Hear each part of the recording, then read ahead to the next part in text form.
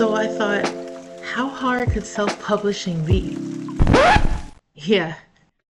What was I thinking? Guys, welcome back to the channel. Today we are discussing how I got started as an independent author and the steps that I took in order to publish my first book, Bits and Pieces, available on Amazon. So first things first, I am an adult fiction author for readers ages 25 and some sources say up to 30, and it just really is based on the themes that are discussed in that age group. A lot of it is beyond the coming of age story into adulthood, and that is according to author Jenna Marisi. I've always been a writer in my youth. I've written and won many different young author competitions in grade school, and then I transitioned to poetry in high school and then returned back to my first love of fiction writing later in high school.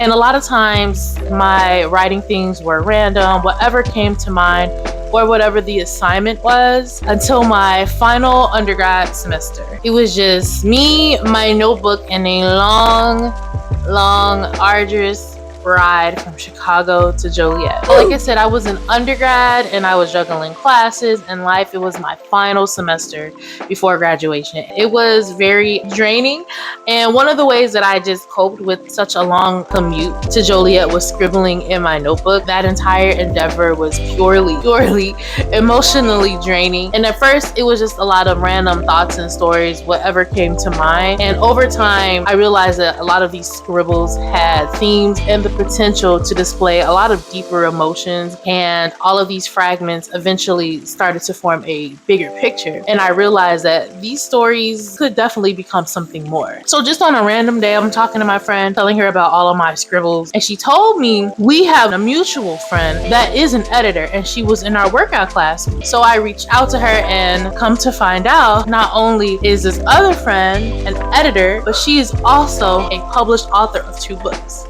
And that friend's name is Imani. Shout out to her. She has helped me so much through my journey as an independent author, and she's shown me the ropes. And because of her, I've been able to do so much with my writing, and she's helped me have an editor's eye when it comes to showing and not telling, and just so much more. So shout out to Imani. And after I got in contact with her, we got the ball rolling. That started my editor journey with her. And from there, Imani guided me through everything.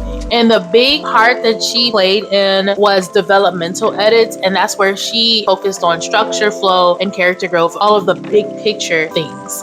That came with line edits, going through each line of my stories, making them tighter, showing, not telling, bringing the stories together, and then connecting them so they were one cohesive story rather than 4 or 5 different disconnected stories. And then from there, we worked on copy editing, the mechanical work of tightening different sentences, dialogue, to make sure it all read very clean and powerful. I also reached out to one of her copy editors, her cover designer, as well as her illustrators, and everyone else that I reached out to that she recommended were people that she worked with for her 2 books, The Blazing Star and The Falling Star.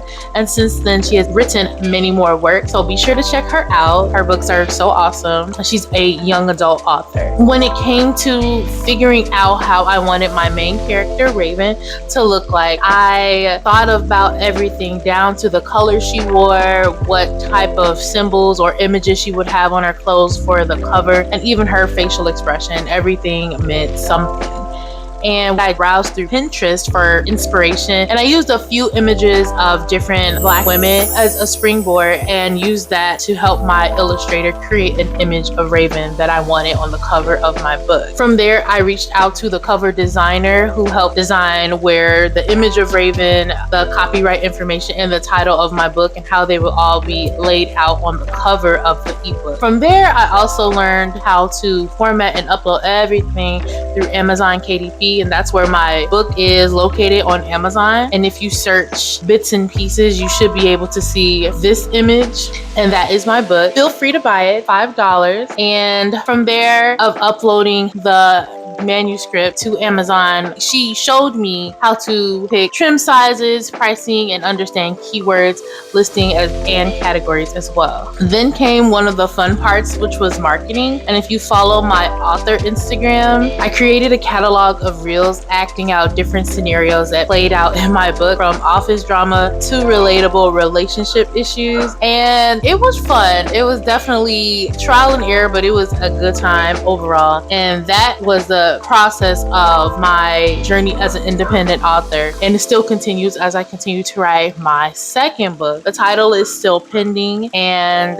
everything that I learned from my first book, I took it into constructing my second book. So real quick, the differences between the first book and the second. So for the second book, I knew I just had to get something on the page because I took a break from writing from the first book, and I just knew, like, all right, let me give my brain a break. And then when it came to the second book, I'm like, all right, I got to get these ideas on the page before I forget. And if this break goes too long, I didn't want any of my ideas to just leave my mind. So with the second story, I brained up the entire summary in a notebook and then wrote the story from there, as well as created an outline and trimmed the fat along the way. And this time around, I knew I was writing a longer work of fiction rather than an anthology. So my word count goal to create a novel was about 50K to 60K words. And once I reached that 50 to 60K goal, I self-edited my work, and then I proofread it, and then also hired a proofreader just to see if it makes sense as it stood to outside readers. And then that first draft was complete, and then I turned it into Imani for developmental edits. And usually I like to go through my edits until it's squeaky clean. There's nothing else to be added to the story or taken away from the story. Everything makes sense so readers get where I'm coming from, and it is a captivating story. So currently I'm working on copy edits, and again, like I mentioned before, that's the mechanical stuff, like where the commas are, the grammar is in the story, and how that makes sense to readers. And then once that's done, I'll repeat the process, looking for or reaching back out to my former illustrator and cover designer to continue to move things forward. And what's different this time, not only will it be a ebook, it will also be a print book too,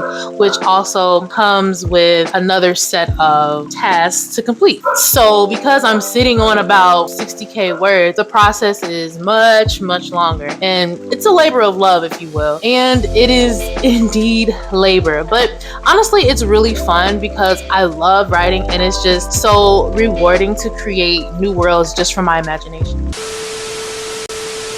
We'll be right back after this commercial break.